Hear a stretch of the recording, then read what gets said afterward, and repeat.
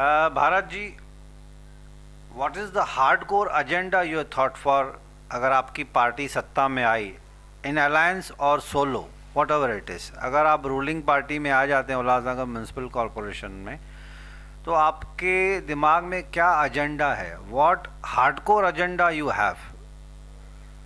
एक तो होता है 20-25 पॉइंट्स का होता है, I forgot the technical word, उसको क्या बोलते हैं आप लोग?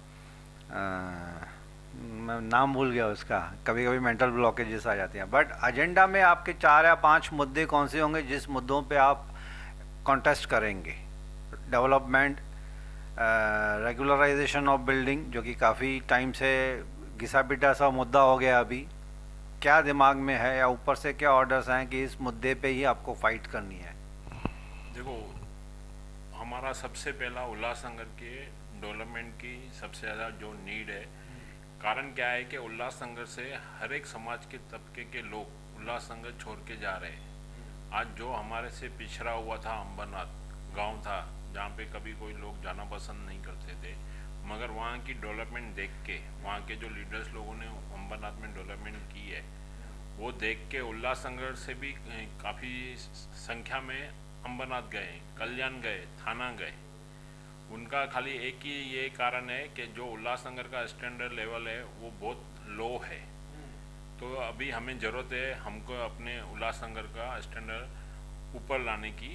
तो हमारा सबसे फर्स्ट यही है कि उल्लासनगर की डेवलपमेंट होनी चाहिए, जिसमें हमने शुरुआत कर ली है। हमारे जो आदरणीय अजीत दादा पवार जी हैं, उनसे 25 CR ला के हम अपने पैनल के अंदर रोड मॉडल की तरह विकास कार्य कर रहे हैं। और वो आने वाली इलेक्शन से पहले काफ़ी सारे वो रोड्स बन के तैयार हो जाएंगे। वो शहर को दिखाएंगे कि आने वाला हमारा विजन ये है।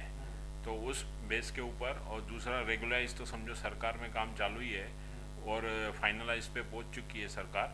तो कुछ ही दिनों में उसकी क्लियरिटी आ जाएगी और वो उसके पे भी काम हो जाएगा। ये भारत जी, मेरे ख्याल से 2.5-3 महीना पहले भी हम इंटरव्यू पे बैठे थे आपके साथ। उस टाइम पे भी रेगुलराइजेशन ऑफ अनऑथराइज्ड बिल्डिंग का मुद्दा मैंने आपसे डिस्कस किया था। I think it was 3 months back approximately. अभी तक ये बात इतनी टर्टल एंड टॉर्टाइस की स्पीड में ऊपर शायद चल रही है। Are they waiting for election की, जैसे नॉर्मली होता है कि इलेक्शन से पहले पब्लिक को खुश करने के लिए एक बहुत बड़ी लॉटरी दे दो? इज इट द रीज़न कि इलेक्शन के पहले दे वांट टू थ्रो अ बम कि देखिए हमने आपका काम कर दिया कि पब्लिक खुश हो जाए? अब महाराष्ट्र सरकार तो फॉर्मूला है शिवसेना, एनसीपी एंड कांग्रेस। अब यहाँ पे अभी तक आपको इंस्ट्रक्शंस आए नहीं हैं, यहाँ पे भी हो सकता है अलायंस में आपको जाना पड़े। खैर वो तो वेट एंड वॉच वाली पॉलिसी है। लेकिन क्या रीज़न है कि अभी तक लोगों को जो बिल्डिंग में दबके मर गए, उनकी फैमिली को 5 लाख रुपया कॉम्पनसेशन बिल्डिंग कोलैप्स होने के बाद, अभी तक वो ऑन पेपर ये रिलीज़ नहीं हुआ है 5 लाख रुपया। They are still waiting for that. For example, जैसे आप पारस पैलेस के बाहर गई थी, I saw your video in some of the other local channels, कि वहाँ पे एक छोटा 20-22 साल का लड़का बेचारा 4th माले पे पारस पैलेस गांधी रोड में दब के मर गया। आई थिंक 3 मंथ्स हो गए उसको भी अप्रॉक्सीमेटली। लेकिन अभी तक वो कॉम्पनसेशन रिलीज़ नहीं हुई है। ऑन पेपर अनाउंसमेंट हो चुकी थी, डिले क्यों हो रही है? 5 लाख रुपए से किसी की जान तो वापस नहीं आएगी, बट एक गरीब इंसान को या लोअर इनकम को थोड़ी सी फिनेंशियल हेल्प मिल जाती है। कहीं ना कहीं वो सेल्फ एम्प्लॉयमेंट, एक छोटा मोटा बिजनेस शुरू कर सकते हैं। तो आप एनसीपी की तरफ से कितना मैटर पुश करते हैं ऊपर महाराष्ट्र में? देखो, हमारा तो पूरा प्रयास रहता है कि जैसे खास रेगुलाइज के लिए तो फॉलोअप रहता ही है, तभी हम आपको बता सकते हैं। और दूसरा, जो रेगुलाइज के अंदर क्यूरीज थी, वो क्यूरीज काफ़ी होने के कारण ये अभी तक फाइनल हो नहीं पाया है।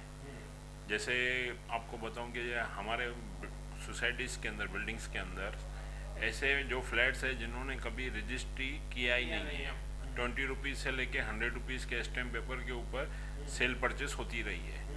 आज उसमें इतनी सारे पार्टीज चेंज हो चुकी है, उन सब का मसला कैसे हल होगा?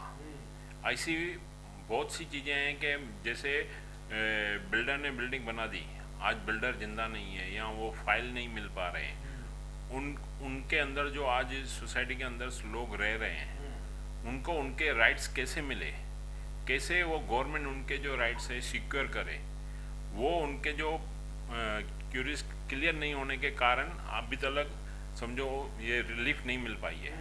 तो ये सब चीज़ों के ऊपर वर्क चालू है और डेफिनेटली कुछ न कुछ उल्लासनगर के लिए अलग होने वाला है और वो आने वाला है ये कुछ दिनों में। तो इसके कारण ही खाली लेट है, नहीं तो अगर अच्छी तरह से डील्स हुई रहती थी, अगर गवर्नमेंट्स के अंदर स्टैम्प ड्यूटी भरे रहते थे, कोऑपरेटिव सोसाइटी बनी होती तो आज इतने सारे प्रॉब्लम नहीं आते थे। हाँ, तो ये जो स्पेशली खाली उल्लासनगर में ये केसेस है, जिसके कारण पूरे महाराष्ट्र के जो लॉ है वो उसमें हमारा ये चीज़ें क्लियर नहीं होने के कारण अटक रही थी बातें।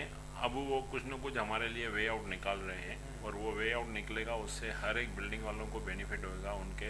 उनके जो आज लैंड्स जो उनके हाथ में नहीं आ रही है, बिल्डर के हाथ में लगी पड़ी है, किधर किधर तो बिल्डरों ने वापस से कब्जा भी कर लिया है जो उनको मिल नहीं पा रहे हैं, तो वो सब उनका सेफ हो, इसके कारण डिले हुआ है। मगर उनका जो डिले है अच्छी तरह से सबको सेफ होके मिल जाएगा।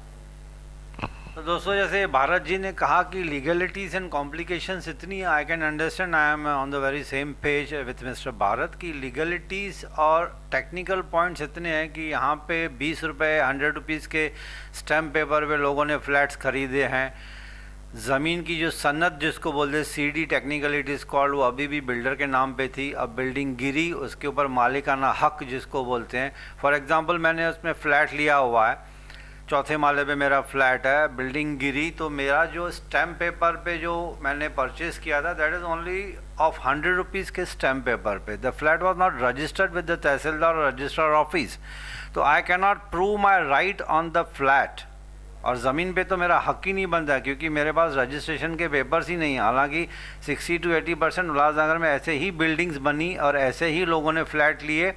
कुछ लोगों ने तो मेरे ख्याल से 100 रुपीज़ के स्टैम्प पेपर में भी शायद वैल्यू नहीं कि एक बिल्डर और परचेज़र के बीच में ट्रस्ट बन गया कि दोस्ती यारी रिलेशन में कि भाई चलो फ्लैट ले लिया, पैसे दे दिए। उस टाइम पे तो डीमोनेटाइजेशन के पहले सब कैश में भी बहुत सारे बिजनेसेस होते थे।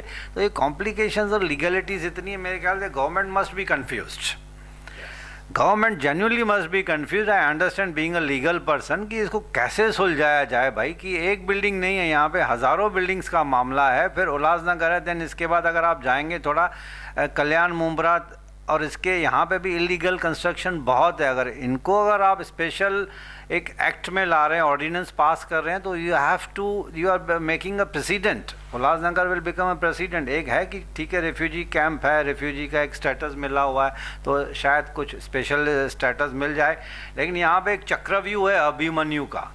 एक चीज़ सॉल्व होती है तो दूसरी उससे कनेक्टेड होती है। एक ख्वाहिश पूरी करो तो दूसरी ख्वाहिशें होंगी। तो इस पर मुझे गालिब का एक शेर याद आ रहा है कि हज़ारों ख्वाहिशें ऐसी कि हर ख्वाहिश पे दम निकले दिल के अरमा इतने पर फिर भी कम निकले।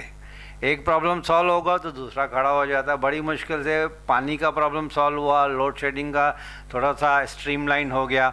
अब ये रेगुलराइजेशन ऑफ अनऑथोराइज कंस्ट्रक्शन इतना बड़ा मुद्दा है कि मेरे ख्याल से हर पॉलिटिकल पार्टी वाले बेचारे कोशिश कर रहे हैं कि यार कुछ ना कुछ सॉल्यूशन निकल जाए। पब्लिक वेट कर रही है, ठीक है, let us hope for the best. जब कुछ नहीं होता है तो हम ऊपर देखते हैं कि भाई कोई अच्छा सॉल्यूशन निकल जाए, ताकि जो बेघर लोग हैं वो बेचारे एटलीस्ट अपना कुछ शेल्टर मिल जाए। तो चलिए दोस्तों, ये यहाँ पे मैं एक छोटी सी ब्रेक लूँगा, इसके बाद last and final question before we conclude, एक छोटी सी ब्रेक के बाद।